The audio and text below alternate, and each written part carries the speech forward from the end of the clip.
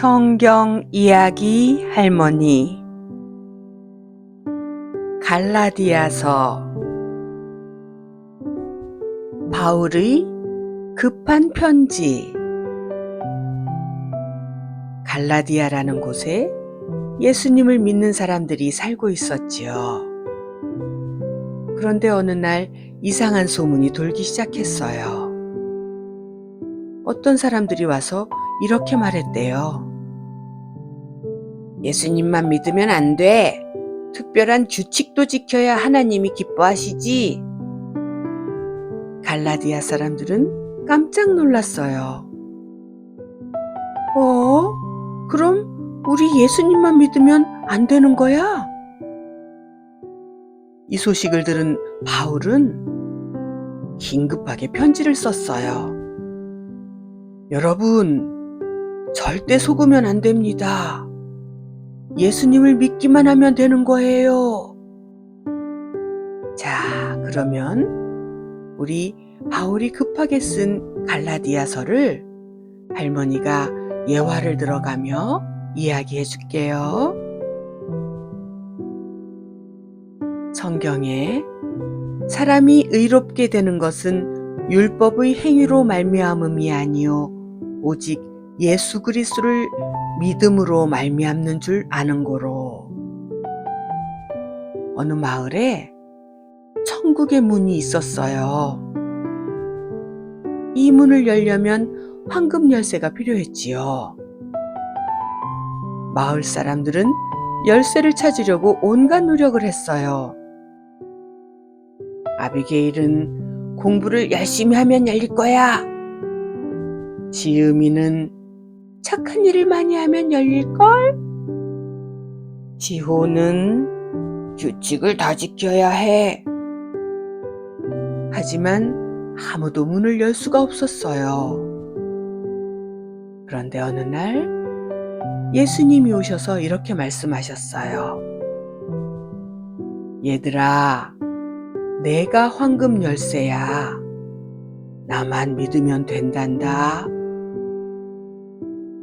갈라디아 사람들도 예수님을 믿으면 구원을 받는 건데 자꾸 다른 규칙을 하나씩 넣어서 지키려고 했답니다.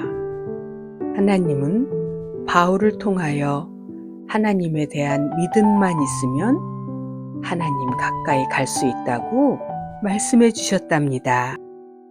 이번엔 또 성경에 너희가 다 믿음으로 말미암아 그리스도 예수 안에서 하나님의 아들이 되었으니 라고 말씀하셨어요. 할머니가 또 한 예화를 드려볼게요. 어느 날 한 마을에 왕의 초대장이 도착했어요. 내 왕국에 들어와 모두 나의 자녀로 같이 살아요.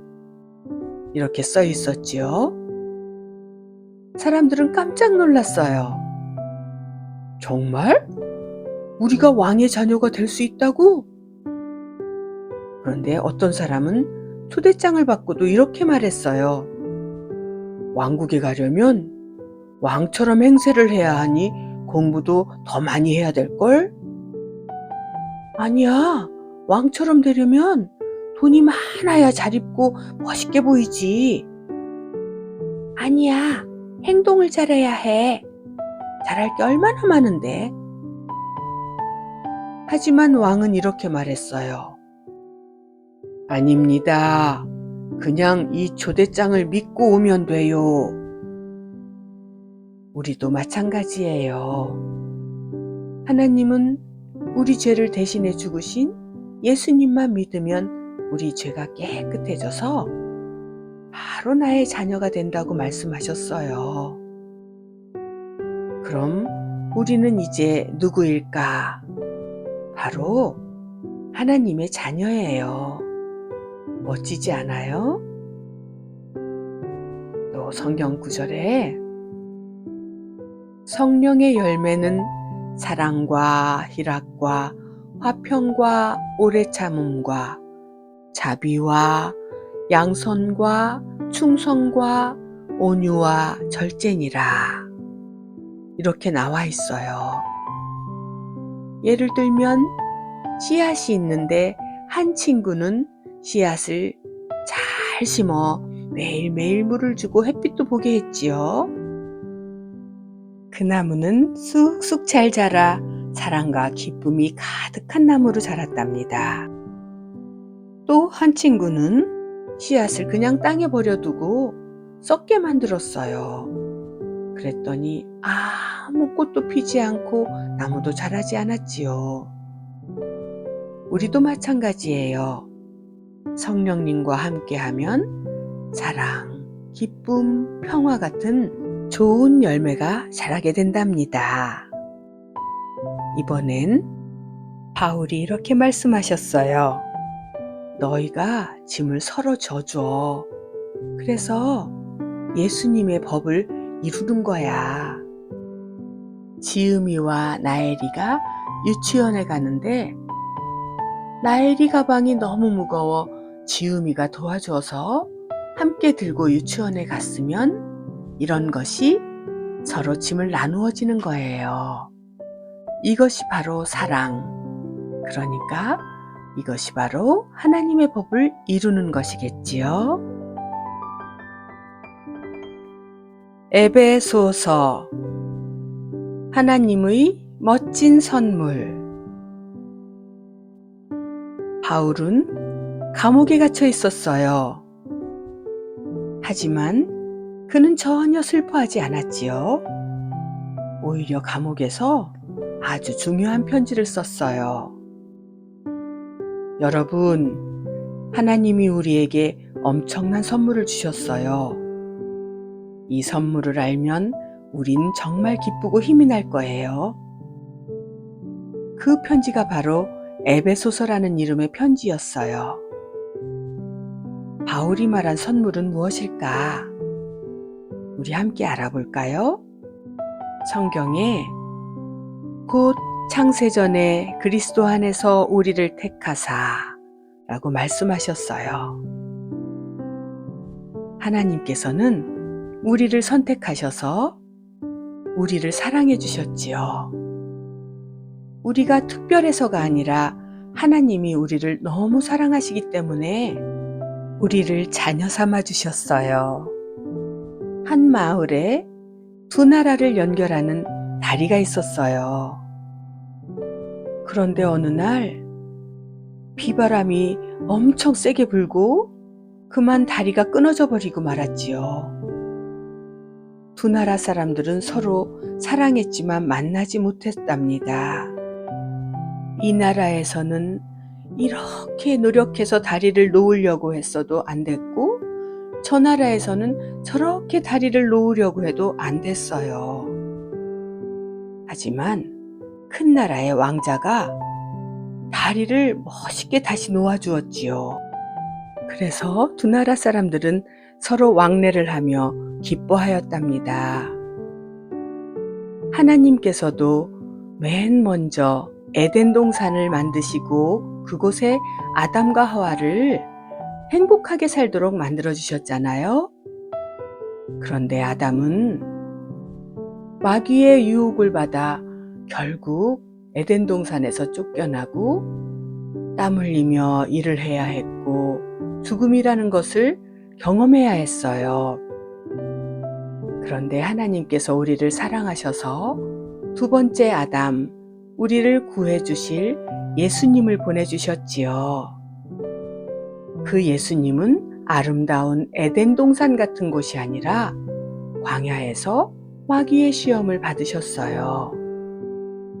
예수님은 넉넉히 말씀으로 이기시고 우리와 하나님이 다시 만날 수 있도록 다리가 되어 주시려 십자가에서 죽으셨지요. 하나님은 왜 우리를 만나고 싶어 하실까요? 하나님은 우리를 사랑하실 뿐만 아니라 우리를 통하여 이 땅에 하나님 나라처럼 사랑하는 나라를 만들고 싶으신 거예요. 우리는 하나님의 형상으로 만들어진 하나님의 걸작품이에요. 성경에 우리는 그가 만드신 바라 그리스도 예수 안에서 선한 일을 위하여 지으심을 받은 자니 라고 말씀하셨어요. 어느 날 한 화가가 그림을 그리기 시작했어요. 이건 특별한 작품이 될 거야. 화가는 정성껏 색을 칠하고 그림을 다 완성했지요. 그런데 그림이 갑자기 말을 했어요. 난 너무 못생기게 그렸어요. 엄청 쓸모없는 그림 같잖아요. 화가는 웃으며 말했어요. 아니야. 넌 내 사랑으로 만든 최고의 작품이야. 우리도 마찬가지예요. 하나님은 우리를 특별하게 만드시고 우리를 통해 좋은 일들이 일어나기를 바라시지요. 이렇게 멋진 하나님의 자녀는 하나님의 갑옷을 입어야 한대요. 성경에 마귀의 관계를 능히 대적하기 위하여 하나님의 전신갑주를 입으라. 이렇게 말씀하셨어요. 이 하나님 나라의 왕국을 지키는 기사는 특별한 갑옷을 입어야 해요. 진리의 허리띠. 나는 하나님의 사랑받는 자녀야. 의의 가슴판. 나는 예수님 때문에 용서받았어. 평화의 신발. 나는 친구들에게 예수님을 전할 거야. 믿음의 방패.